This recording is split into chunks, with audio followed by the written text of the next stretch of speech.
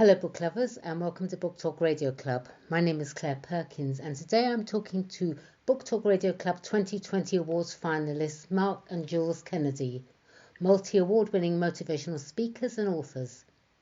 Have you experienced a challenge in your life that has pushed you to your limit, from brain injury to breast cancer and bereavement? What the Hell Just Happened is a compelling true story of how Mark and Jules Kennedy stayed strong in the face of adversity.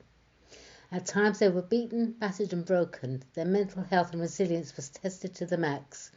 Their story will not only make you laugh and cry, it will inspire you to never give up, no matter what life throws at you. Let's find out more. Hi Mark and Jules. First of all, congratulations for being chosen as finalists in Book Talk Radio Club's 2020 Awards. Oh, hi, Claire. And thank you for choosing us. Oh, my Absolute pleasure. honour. My pleasure. Jules, give me a brief idea of what your life was like together before 2012, when everything started to happen. Well, yeah, we had the most, wonderful lifestyle. We were able to do virtually anything and everything that we wanted to do, and almost like the perfect marriage. We liked all the same things, went to everything that we wanted to go to. So it was perfect, really. Oh. Yeah, I mean, you two certainly have been through the mill. It all started with a plate of octopus in Ventura. It's the weirdest start to anything. Would you like to explain what happened, Mark? Absolutely, yeah. I'm glad I can laugh about this now, but yeah, back in the time, so 2012 London Olympics, we remember that amazing time to be British, really, wasn't it? We had an amazing trip booked to Fuerteventura. We'd been there before, loved the place, and we were staying on the south of the island. And the second night we were there, we just watched Mo Farah win the 5k gold. So that was his second gold medal at the Olympics, wasn't it? Yeah. And we were all excited because, again, captured by the Olympics. And we decided to go to a little tapas bar that Jules had spotted, which was probably about 400 or 500 metres away from the hotel. Lovely little place. And I'll be honest with you, I really can't remember what happened after that, because my last memory was very, very vaguely. I realised, I needed to go to the toilet, so I remember getting up and leaving the table. And my next memory was waking up in the hotel room the following morning with a very sore head. My initial thought was I'd got a hangover, and I said to Jules, did we get really drunk last night? And then Jules filled me in on what happened, and I was in shock. I bet. I think one of the worst fears is getting ill whilst on holiday in a foreign country. Jules, what do you remember of the evening? Yeah, I mean, it is terrifying, and it's the language barrier is your first obstacle, because I can order some food and a beer in Spanish, but ordering ambulances and getting to hospital and they're asking me questions that I'm not quite sure what they're saying. Sure. So that was absolutely terrifying and quite scary, to be quite honest. I can imagine. So eventually you were allowed to fly home back to the UK. Reality kicks in and you realise, Mark, that you have a head injury. You'd fractured your skull, and then you were told that there was a huge mass on one side of your head and a smaller mass on the other side, and they'd need to operate immediately. They suggested a burr hole procedure and a craniotomy. That sounds awful. What does it involve? I'd done some research on that a few years afterwards, but when the guy told me what was involved, a burr hole procedure, so basically if I'd have been taken into hospital the night of the accident, and the hospital had realised what had actually happened. I mean, I was actually discharged with an ear infection, wasn't I? So oh my God. If they'd have realised that I had a bleed on my brain, I'd have had what's called a burr hole procedure, which is where a small hole's drilled into the side of your skull, and the fluid is drained immediately to stop the bruising, stop the swelling. Sure. Because it had been a week afterwards, and I returned back home, and I was now in John Radcliffe Hospital in Oxford. The bruise had swollen. The fluid had swollen to a bruise. So like when you get a bruise on your arm or your leg, you see it go dark and purple. But this is like the whole side of my head would have been looking like that if it was a bruise. Oh my God. And there was also one on the other side as well. And because that swelling was millimetres from my brain, then if it touched my brain, I was told that I could have a seizure or an epileptic fit, or it could just kill me outright. Yeah. A craniotomy is where part of your skull is actually cut away, and the swelling is allowed to disperse. Right. That can take anything between sort of 2 and 3 months before the part of your skull's reattached again. And that, yeah, it does sound awful. And at the time, I just realised that I didn't think I really wanted to go through with that. The side effects of the craniotomy were on top of the side effects of not having a craniotomy. You know, there was all sorts of things going on there, and I just said, no, I'm not having that. Don't blame. So is that what you said to the consultant then? No, I'm not having it. Yeah, I mean, there was a moment of when we were told how serious it was, and 99% of people don't survive this type of injury. We sort of fell through the floor pretty much, didn't we? I can imagine. And then on top of that, when I was told what the craniotomy was, I think there was a massive amount of denial there as well, thinking, well, I've been fine for a week. I don't really think I need to go through any more of this. No, I can understand. Yeah, it was something along those words of no, I think I'll be fine. But I'll pass on that, thank you. yeah, no, I don't need that. Did you have any support from the hospital once you were discharged? I mean, who did you go to for support and information, Mark? Well, I had a few follow-up scans. So when I was discharged the following day, I was told to literally do nothing for 2 weeks and then come back and have another CT scan. That happened about 3 weeks later because it was a bank holiday, wasn't there? And then I was told that the swelling wasn't getting any bigger, so that was good news. And then I was eventually again discharged about another 5 or 6 weeks after that, wasn't I? So once I was sort of discharged there, I was just told to go and live my life as normal. And being a man who's fit and active, and we don't go to the doctors generally, I was already living my life like I was normal, you know, like back to normal again. It was getting on the motorway, driving up and down the motorway to different schools and delivering my motivational sessions, and just thinking, wow, you know, I survived that. I didn't have an operation, and everything's fine. I'm going to get on with this. I'm going to get over this. I'll be fine. Yeah. It's incredible. And then comes trauma number 2, the sudden death of Jules's mother. Jules, what happened? Yes, it was the beginning of October. One Sunday we'd had the family round, including obviously my mum, and we'd had a lovely day, chatting and drinking lots of tea like we all normally do. And she went home that evening about tea time, and I spoke to her the following morning, which was the Monday. Spoke to her, and she was full of beans because she'd been watching the golf, which she really enjoyed. And I think my sister spoke to her Monday tea time, and she said she didn't feel too good and she was going to take herself off to bed. And then we never saw her again. She died that night all on her own. Oh, horrible. That's it was just horrific. Yeah, it is the worst shock ever. Well, especially if you can't be there. I know how that feels. Yes, absolutely, you do. So, but by this time you must have been feeling that you were in a nightmare, Jules. First of all, you nearly lost Mark, and now you lost your mum. Reading your book, I understand it made you reevaluate everything. Tell me about that. That's right, yes, because, obviously Mark having that horrific accident and then finding out how close we were to actually losing him, and the reality was at any point, you know, if those bleeds touched his brain, you know, we could lose him again, and then losing my mum. It was just one of those moments where you just got to sit down and think, really, what is life about? And I had a very, very stressful, busy job, and which I did enjoy. I really did enjoy it, but it took a lot out of me. So one very cold October morning, I went and sat out in the garden with a cup of tea, gave it some thought, and came back in and said, that's it, I'm not going back to work. I can understand that. But it wasn't until early 2013 that you noticed changes in Mark's personality. What were those changes, Jules? Yeah, prior to the accident, Mark was really the most laid back person that you'd ever meet, probably too laid back.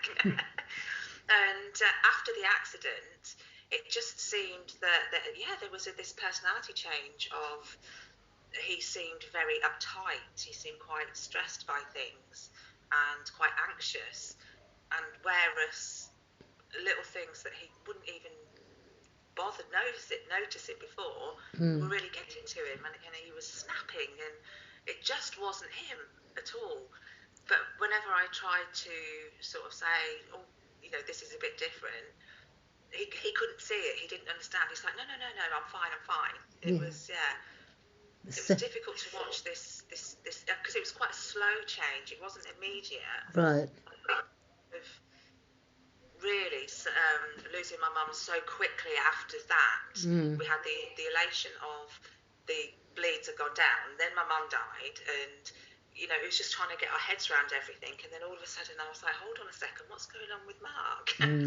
But what did you notice about yourself, Mark?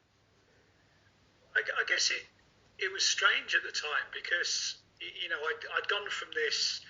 You needed a life-saving operation, and you nearly died, to everything's fine, live your life as normal. And it took me a while to realise that there was anything sort of not quite right. I remember about a year or so later going back to the local outpatients at Northampton General Hospital and seeing a neuropsychologist who was a wonderful guy. And he sort of sat there with me and said, yeah, these things do take time. And I think there was some kind of myth behind it that after sort of 6 months, you recover. And what I've learned since is in the first 6 months to a year is when your biggest recovery happens, and then it plateaus. Right. So I guess I just try to get on with things. But I do remember one or two moments where, we got days out planned with friends and they just didn't happen. And it was more me avoiding. I thought, I don't really want to go today because it'll be a bit noisy, or I feel really, really tired today. And I don't know why I feel tired. So they were really the first signs. Right. And then, of course, it started to become more relevant and more obvious to what I was doing each day. So, yeah, it took a while. And then comes trauma number 3, breast cancer. Yeah. Jules, you found a lump in your right breast, as if you two hadn't had enough to deal with. You must have been devastated. Well, yeah, I was. I mean, initially, when I found it, I just thought, no, it isn't. But then it just obviously wasn't going anywhere. So I did the right thing, called the doctors, went and got it checked out, and yeah, just couldn't believe it because, as Mark said, we're both healthy, fit. I didn't feel ill or anything, but there I was being told that I had this aggressive grade 3 tumour, and then we had to immediately book all of the treatment and the operations and make decisions on which bit I do first and all sorts of things. And your brain's trying to cope with the fact that you've just been told you've got something that you could possibly die from, and it was quite horrible. And then obviously we were together when we were told, and then you have to come home and tell your family, and telling my children. I mean, I say children, they're grown up, but it's still the same.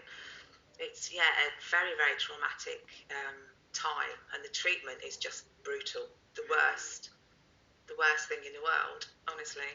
You had a mastectomy followed by chemotherapy and a massive infection at the same time. You both must have felt your world was caving in. I bet you said to each other, what in the world have we done to deserve this? It was a little bit, it was just surreal. I think when you get into that stage of realising what's happening, it just feels like you're floating above your world and you're watching somebody else's world happen. Yeah. And I think I was sitting there one day with Jules thinking, I can't believe you've got to go through this treatment because you look absolutely fine. And then people are always saying to me, like, oh, you look absolutely fine. So there's two people that look absolutely fine. And, I've got a brain injury, and Jules is just about to go through the worst treatment for breast cancer, which then, of course, a lady losing her hair and and disfigurement and things like that. It's just not fair. You know, it's something that nobody should ever have to go through. But Absolutely. you know, you've got to deal with it, and you just don't know how you're going to deal with it. But you do, don't you? You just take each day at a time and you just get on with it. Absolutely. It was just those small steps, but I think, no idea what we were going to do, did we? No, and I think because it just seemed to be like this kind of roller coaster. I think we were just doing it. We were just trying to deal with it, but you know, all these things were going on, and it was just like, oh, we'll be okay. We'll be okay. We'll be okay. Hopefully, we'll be okay. Mark, all of these traumas must have put such a great strain on your marriage. I mean, talk about in sickness and health. You obviously have a wonderfully strong relationship filled with love for one another, but there were moments of wondering, were there moments of wondering if the marriage would survive? I guess from my point of view, I probably didn't really worry about that too much. Certainly when Jules was going through the treatment, I just wanted to be there all the time. Sure. And then there was times where Jules just wanted to be on her own because, you know, she felt sick or tired or ill or whatever. And I was carrying on running our business as well. I do remember getting to a point where I hit a real low point with anxiety and depression and stress and that. And I really, really was worried that Jules didn't want to be with me anymore because my personality changed. So it wasn't. It was more. I felt that I was the issue later on, a few years down the line. But there was always that thing in the back of my mind that I just knew we would be able to get through it. Sometimes it wasn't a case of we will get through it. How will we get through it? I've got no answer. But I knew. I always knew that we were strong enough to get through. And we did it. We got past that sort of stage. Well, to be fair, we are still going through it. Yeah. With what's going on now, you know, the pandemic and everything has brought its own levels of anxiety and stuff. So it's, you know, it's still there. It's never going to go. I know from the introduction of What the Hell Just Happened that Jules felt it was time to share your story. Mark, how did you feel about sharing your story? Yeah, it was a little bit of a Jules bombshell one day. She went, I'm going to write a book. And I was like, we've already done one of those. Because we'd already written a fun personal development book and a book about football. And then it was like, right, I'm going to write my story about this. And I listened and Jules said, yeah, this is what I'm going to do. This is how I'm going to write it. And I said, actually, do you know what? Should we write it together?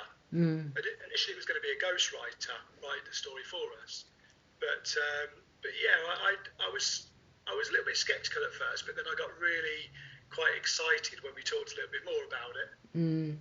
Yeah, I mean, your book is unique because each chapter begins with Jules' story, followed by Mark's version. It makes for interesting reading and feels like the reader is in the room with you both as you tell your story.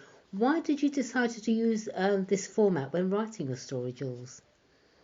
Well, as Mark just alluded to, initially I didn't. Initially it was just going to be my story because I felt that the story was so powerful and what we were going through that I just felt there's got to be so many more people living with somebody that's suffering with anxiety and depression, not understanding what it is and how it looks, and really, really struggling like we were, which is why I had the idea. And I couldn't start writing it without Mark's permission because obviously I was going to be telling tales about him. So asked him and he said yeah, and then we sat about maybe doing it from the pair of us, and we just felt that it would be a more powerful story if you could see it from the person who's actually going through the anxiety and all that goes with that and the depression, and also the person that's actually living with that person and their side of it and what it looks like and how, you know, because it's really hard to be that person living with the person that's going through it, if that makes sense. Yeah, it does. I know. Yeah, definitely. So we just thought, you know, it tells the story from both angles. Yeah. So anybody that wants to read it, you know, it can be for somebody that is living with a member of their family or whatever that is suffering, or it can be the person themselves. You know, hopefully the story will give them hope that there is answers out there. There is help. Your book blurb says, and I quote, "This book will inspire you to never give up, no matter what life throws at you." Anxiety, depression, and mental health issues are important subjects at the forefront of people's minds. But what impressed me the most was the final line in your book blurb. This book will help you to understand that at times it's okay not to be okay. Is that the ultimate message of your book, Mark? Indeed, yeah. I think I spent a lot of time being this guy that was laid back and nothing seemed to faze me. And it took a long time to come to terms with the fact of what anxiety, depression, and mental health issues are. I mean, I thought depression meant that you went and locked yourself in a room, you didn't talk to anybody, you was on highly medicated drugs, and I didn't realise that sometimes, like going back to, losing my mother-in-law, Jules's mum, I remember just not being able to grieve that, and that was a form of depression. Yeah. So, yeah, if I can go out there and tell people, we are Mark and Jules. We're these guys who motivate people, and we have a great life, and we still have a great life. But there are going to be times where things are going to hit you. And obviously, 2020 was a year where I think, understatement of the century, it hit all of us. Yes. Yeah. Looking at what you can do instead of what you can't do, or looking at what's ahead of you, not what's behind you. And moving forward and just inspiring yourself to make those little choices. We're actually following a little mantra at the moment, which is one day at a time, aren't we? Yes, yeah. Because there's so much stuff that's restricted in life at the moment. Yeah. So, yeah, if we could just help people to understand and inspire people to understand that that's life at the moment, that's life in general, it helps us to recover as well, doesn't it? And keep making our small steps forward. So, yeah, one day at a time. One day at a time. And if that day is not a good day, then that's fine. Yeah, there's always another day. You've had some terrific reviews of What the Hell Just Happened, including, just finished reading this book, it's so inspiring and brave, and such a well-written book about going through and overcoming what life can really throw at us. Personally, I have to say after reading it that it's such a well-written book, and I thoroughly recommend it to anyone that has suffered grief, brain injury and breast cancer. So lastly, Jules, where can people purchase What the Hell Just Happened? Well, we have a website which is called kennedyauthors.co.uk. So book can be purchased on there, and it's also on Amazon as well. Of course. Yeah, Of course. good old Amazon. All right then. All right, well, thank you both of you. Again, congratulations for being chosen as finalists in Book Talk Radio Club's 2020 awards. Good luck for the future, and thank you everyone for listening to Book Talk Radio Club. Thanks, guys. Thank you very much. Thank you. My pleasure.